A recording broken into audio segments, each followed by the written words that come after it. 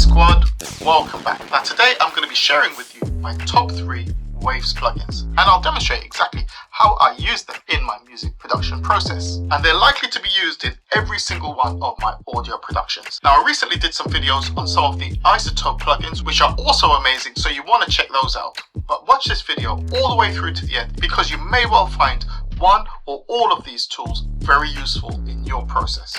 Now remember, if you find value in these videos, don't forget to like the video, subscribe to my channel, and leave me a comment. You can also check out my music at deucebeats.com/Spotify. All of these things will go a long way in supporting me as I continue to provide you with great content.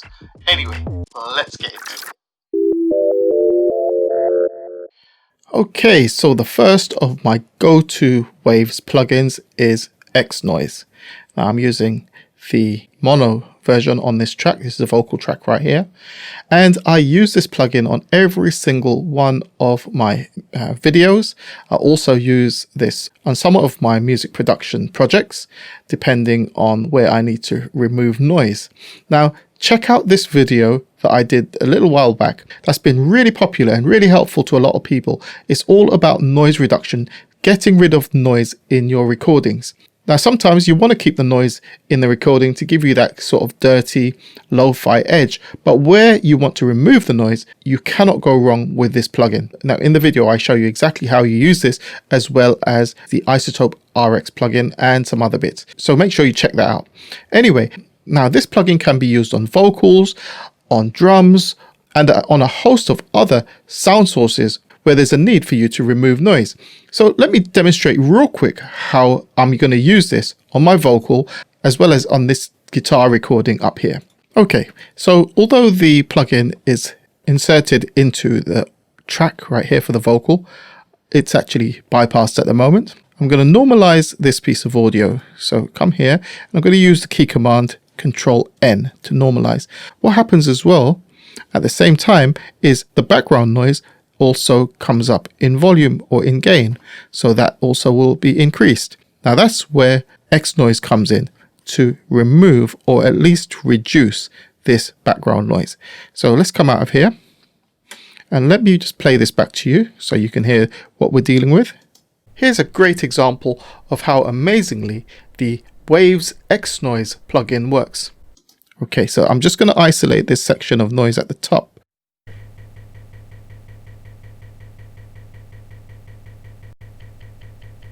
Okay, so you can see it registering here. I've got a pretty clean environment where there's not too much background noise, and I generally switch some of my machines off when I'm recording audio. So it's not too bad, but there are times when the background noise is quite a bit louder, and of course we need to remove that. Like I said, I've isolated a section of noise, and what we're going to do now is get X-Noise to detect the noise signature in this piece of audio. So I'm going to set this to high, switch this on, and I'm now going to click on Learn. And let's get X-Noise to learn what noise sounds like in my room, or at least in this recording. Okay, that's done. Switch Learn off. And now, as I adjust the threshold, look at that. Bypass.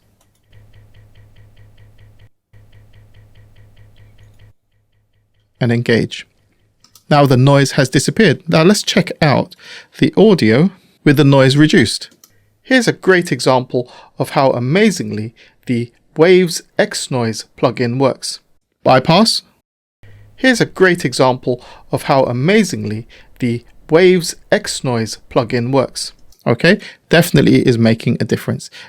So that's one example of using it. Let me now show you how I will use it on this guitar section up here.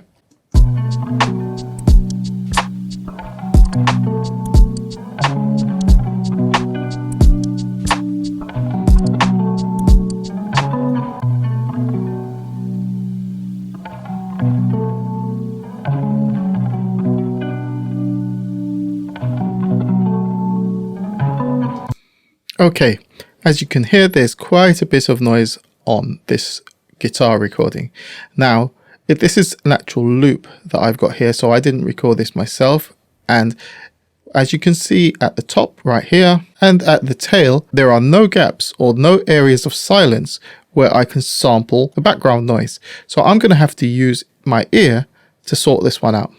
So once again, we're going to install X-Noise onto the track, which we've got right here. At the moment, it's bypassed. And what we're going to do, we're going to use our ears to work this one out. Okay, so let's just play back the audio. First thing you do is you adjust the threshold. I'm going to come up with my threshold.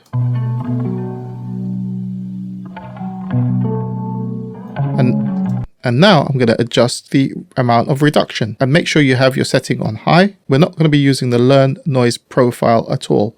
We're just going to be doing this by ear.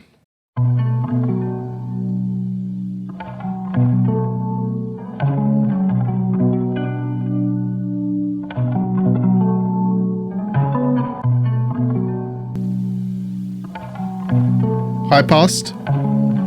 Can you hear the difference? Now I'm going to bypass and I'm going to switch it back on.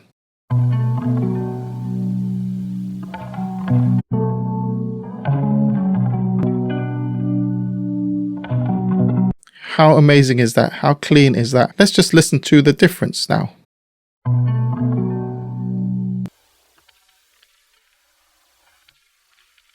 Now this right here, this is the actual noise being filtered out, and you can hear the amount of noise.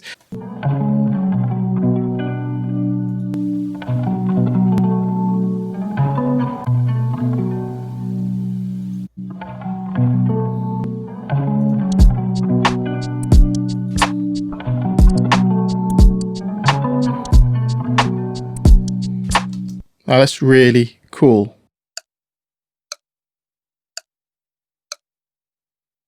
Okay, so my next go-to plugin from Waves has to be the Aphex Vintage Exciter. Now I've got a hardware version of this, the Aural Exciter, but of course with the Waves version you can have this plugin inserted multiple times on different channels. Now this is modeled on a classic piece of studio mastering kit and does an amazing job. Essentially it's an exciter and it adds useful harmonics to your tracks to really enhance what's going on and bring out the beauty of your audio. Now I've got this across my stereo master bus right here, inserted there, and you've got a ton of different presets. I use this as well on a vocal bus. It really brings your vocals to life and on a range of different things. But certainly as part of my mastering chain, this is always included. Now let me show you real quick how this quickly adds some polish and shine to your mix. So let's bypass real quick. I'm going to use the preset crisp mastering. Let's just A/B this.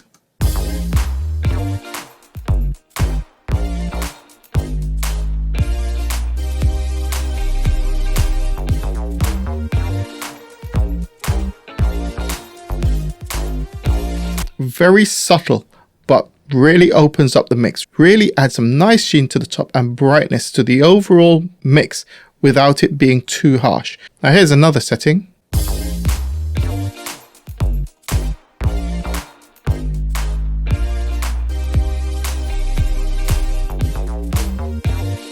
There are only really 3 dials to adjust: the input level, the processor mix, and the output level. And that's it. And you mess with that until you come up with a sound that works for you.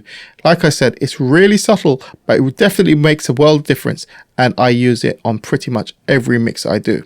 Okay, so let's move on to my last Waves plugin. Now the Waves L3 Ultramaximizer is an absolute must on every single audio project I produce.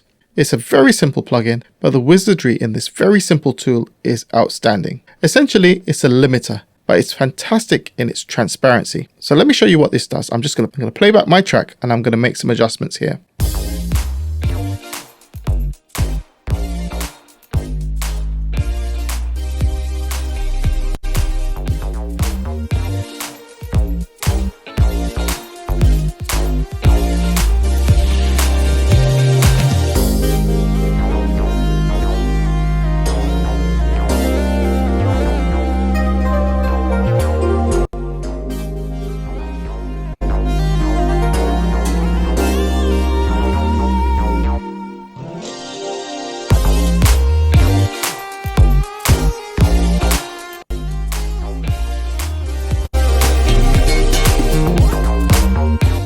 how amazing is that?